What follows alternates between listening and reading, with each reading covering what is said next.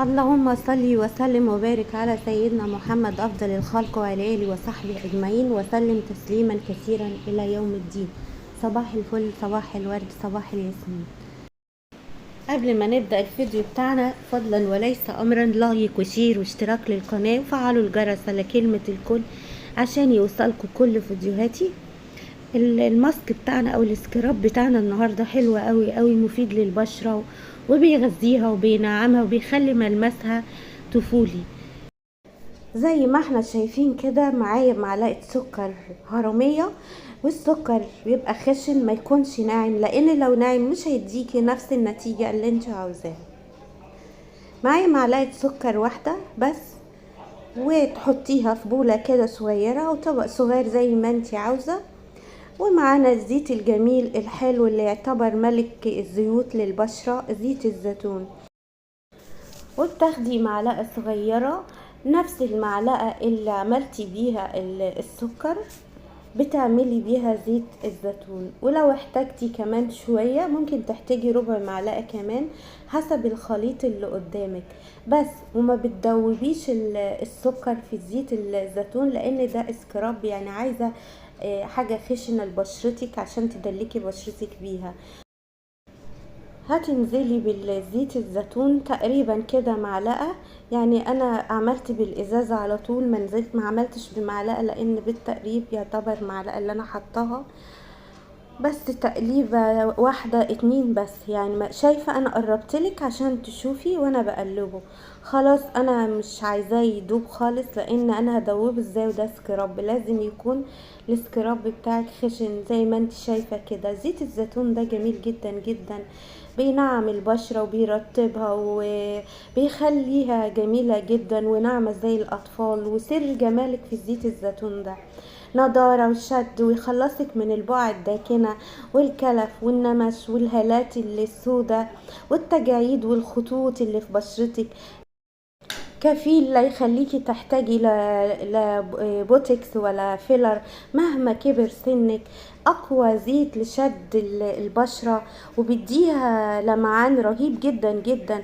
زي ما انا قلت قبل كده، بتغسلي وشك لاي ماسك او اي سكراب، بتغسلي وشك كويس قوي قوي، وبعد كده بتحطي عليها السكراب اللي انت عاملاه او الماسك اللي انت عاملاه.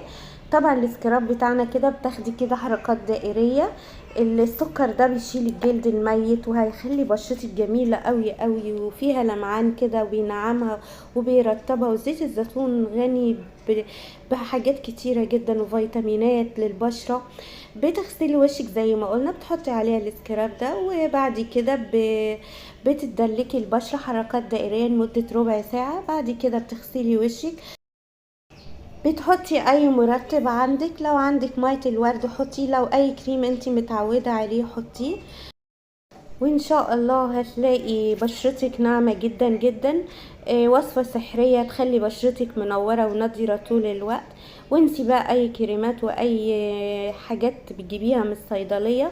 بيعالج جفاف الجلد والايدين، ووصفة سهلة بتديكي اهتمام وعناية وتقشير للبشرة، وبيجدد انتاج الكولاجين في البشرة، وبيشد الجلد، وحلوة قوي قوي. بتستخدميه مرة واحدة في الاسبوع. زيت الزيتون ده يا جماعة جميل جدا جدا ومفيد للبشرة، ترطيب وتغذية وتنعيم للبشرة، بيقاوم التجاعيد، ممتاز جدا للبشرة، وبيحميكي حتى من اثار الشمس الضارة، من الرؤوس البيضاء والسوداء اللي في بشرتك.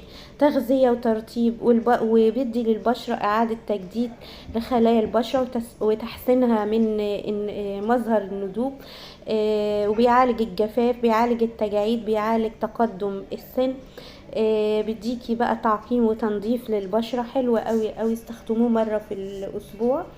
جدا جدا مفيد جدا للبشرة. احنا عارفين ان زيت الزيتون ده فوائده كتيرة قوي قوي وبدي نتيجة يعني سريعة. كل اسبوع تستخدميه كده لبشرتك هتحسي بفرق كبير قوي قوي قبل وبعد. وبشرتك مش هتحتاج لا تجيبي ماسكات من الصيدلية ولا تعملي فيلر ولا بوتوكس مهما كبر سنك، لان معروف زيت الزيتون ده ملك الزيوت. وما تعمليش اي كريمات، دي حاجات طبيعية عندك من البيت وسهلة وسريعة، مش بتاخد منك مجهود ولا بتاخد منك وقت ولا مكلفة اصلا. وطبعا ممكن تعملي ايديكي، ممكن تعملي الرقبة. وصفة سهلة قوي او بتديكي في نفس الوقت عناية واهتمام، وبتشيلي الجلد الميت الموجود في البشرة، وبتعالج اثار الشمس المحرقة. وطبعا كلنا عارفين الشمس مجرد ما بتيجي على البشرة بتعمل فيها ايه، بتسمرها، بتطلع حبوب، بتعمل سواد تحت العين.